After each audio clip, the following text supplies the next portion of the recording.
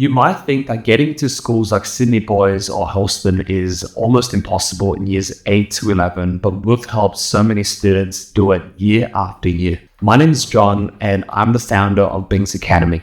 For the past 10 years, we've helped students reach their academic goals through online one-on-one tutoring. Our students have transferred into the top selective high schools, whether it's Hurlstone, Hornsby, Girraween, Penrith, Sydney Boys, this year alone. 5 of them made it into Sydney Boys for Year 9 entry. The funny part, most of them weren't even aiming necessarily specifically for Sydney Boys. They just wanted to see how they go, and the next thing you know, they got an offer. So what makes us so good at helping students get into these schools? It's not just the test preparation, it's the strategy, the honesty, and the structure behind basically everything we do. So one of the biggest reasons is we try to keep it real from the very beginning. If parents or students aren't aligned with what's needed, we are very upfront about it. That's how we make sure everyone who stays on board is serious and pretty ready for it. Otherwise, it's going to be wasting time and money. What this means is that a student's goal isn't realistic based on their current level or perceived timeline.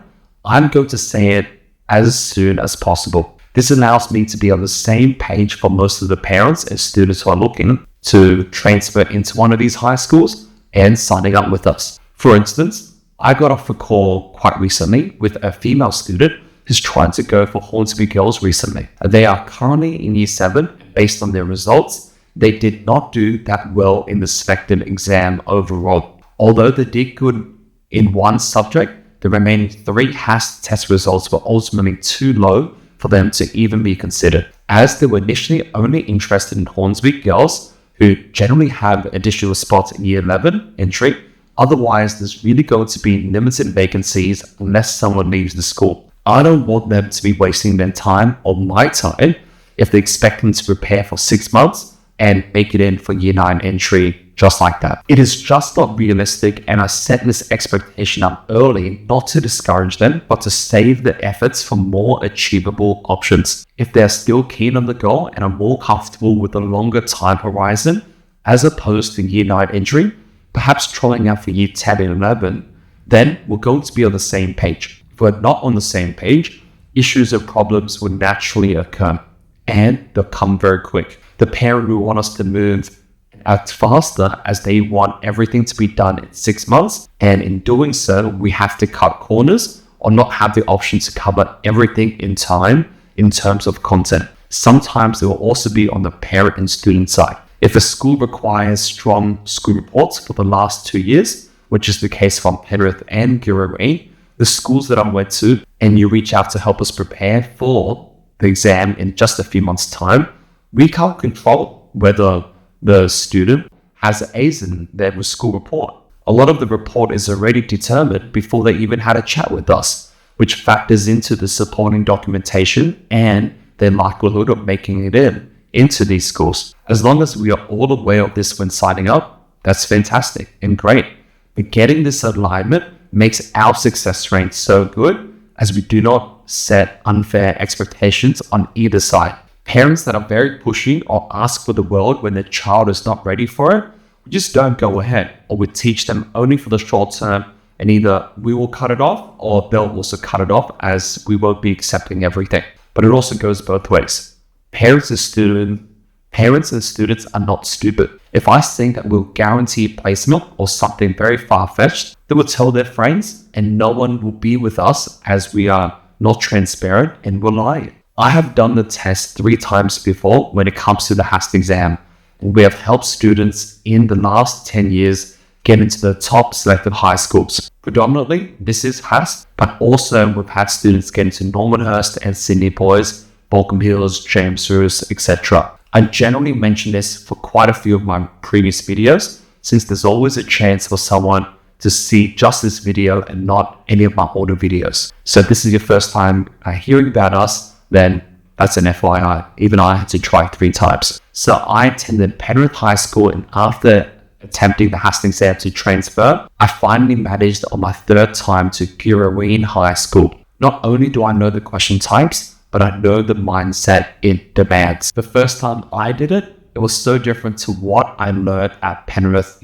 I felt like with the right preparation, I could get in, but at the time, no one offered any tutoring and there wasn't any preparation materials available for this exam. The exam format that I did back in 2012 hasn't even changed from the one that they're doing at the moment, besides very slight tweaks to question types. It is still run by ASA, and by judging by the questions and by speaking to our students over the last 10 years, the content we cover is very aligned, or at the very least has very transferable skills that can directly apply for these tests for most students. We know the difference between HAST, EduTest, school-specific exams in Sydney Boys and Norman Hurst, etc. We have parents reach out to us who say, hey, can we do tutoring for both HAST and EduTest at the very same time? I then reply, not really.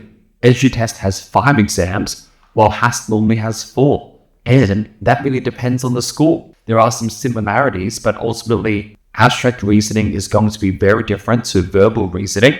And for the other subjects, there are some similarities, but ultimately they're also going to be distinct as well. If the parent or student insists that we cover or have multiple goals at the very same time, it means our preparation and content will not be aligned. You'll be very diluted, and I don't think we'll have the same number of successful students. We create worksheets and custom questions as well as provide opportunities along the way to help increase their results. Let's say that a student is going for the HAST exam and they are weaker in a certain question type.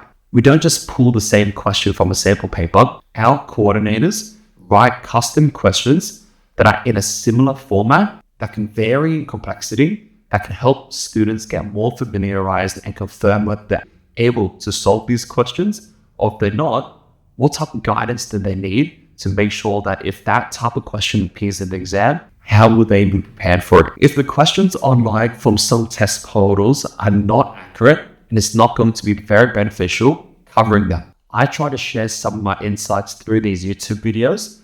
So what I try to share is going to be vastly different to what appears in the test. Parents and students are just going to call it out. They generally don't, because I do a lot of research and I know what we're talking about. We don't know the exact questions that are going to be appearing in the HAST exam and these other exams, but the overall style should be very similar. If I'm talking about what's going to be appearing in the abstract reasoning exam or the HAST exam, and students do it this year and they disagree with what I talk about, they're going to write it down in the comments below and it's going to have a bunch of dislikes. If they agree with it, they're going to have a lot of comments and positive feedback for me to hear about. And usually it is the latter, and it goes to show that we are very well researched when it comes to what will appear in these exams. We also help with strategy to determine which schools can maximize a student's chances, as it can vary year to year. If a parent is on the same page with us and they're open with their selective school options, we can help a lot more. For example, some schools do not require the same level of supporting documentation as other schools, while other schools like Hornsby only ask for the most recent school report for year 11 entry, rather than the past 3 school reports like Penrith and Girraween. This can suit students who may not have worked as consistently across the years and are more suited for high-pressure exams like HAST to get them across the line if their supporting documentation is a lot weaker. While if they work hard over time and put in the effort, but sometimes get nervous for high-pressure exams like the HAST test, go for schools that I value more on the supporting documentation